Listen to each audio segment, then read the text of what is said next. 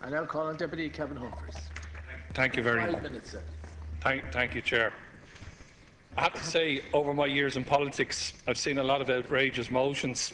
The one tabled by Fianna Fail tonight is possibly the most blatant example of public opportunism I've yet to see. It's quite something for the soldiers of destiny who, just as they did in the 70s with their reckless economic policies, once again marched Ireland into a financial crisis in 2008 that has destroyed the livelihoods of hundreds of thousands of people on this island. Let me put on the record again tonight. 5 months ago, Fianna Fail produced a pre-budget proposal that called for 350 million of cuts in the public sector pay and pension bill between now and the end, between July and the end of the year. Let us put it on the public record that twice Fianna Fail cut the pay of public servants without consultation. Let us put on record that these soldiers marched us into a bailout programme, ensuring Ireland will not be in charge of its own destiny for years to come.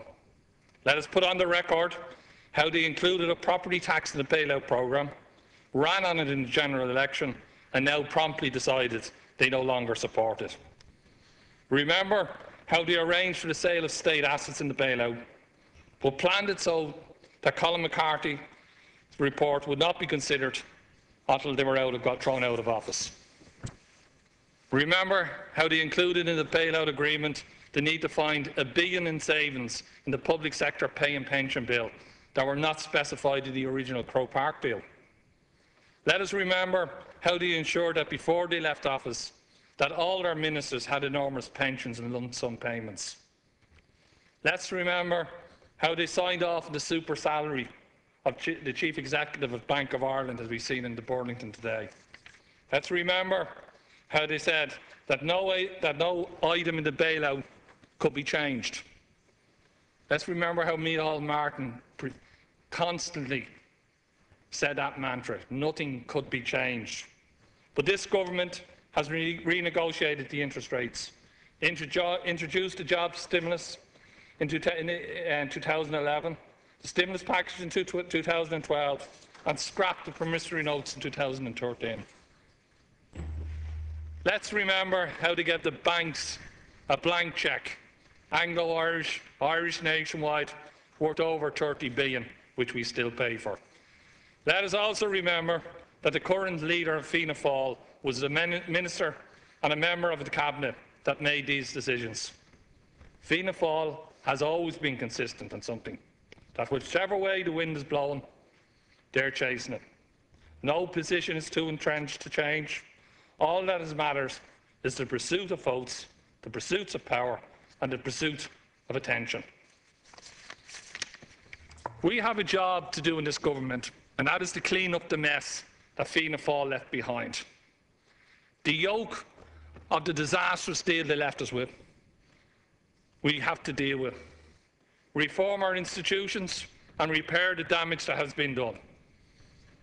Can I say this evening, I'm proud to be a member of the Labour Party in this government, to fight for fairness, to fight to ensure that hundreds of thousands of people left unemployed by Fianna Fail are given a chance to work or retrain, to fight to ensure that union members are consulted about their pay and conditions, rather than unilateral pay cuts or diktats as we've seen by the previous administration. The fight to protect those on minimum wage and low-paid employment. Chair, I will finish on this, as I don't want to take up too mind. Fianna Fail implemented many fair, unfair things, but the one that has always stuck in my throat was how they attacked the minimum wage. You know, that's what you've left. I was prepared to give you a fair chance that you have changed. But I have to say, this motion tonight just shows you haven't changed your stripes. The only thing you are interested in is Fianna Fail, not Ireland. It's your own political careers and where you're going. This government is determined to get this country back on its feet, its people into work. And I'm sorry to say, all you are doing now is just chasing the fantasy economics of Sinn Féin. Thank you, Chair. Thank you, Deputy. The next speaker is Deputy Malone, and you have 5 minutes.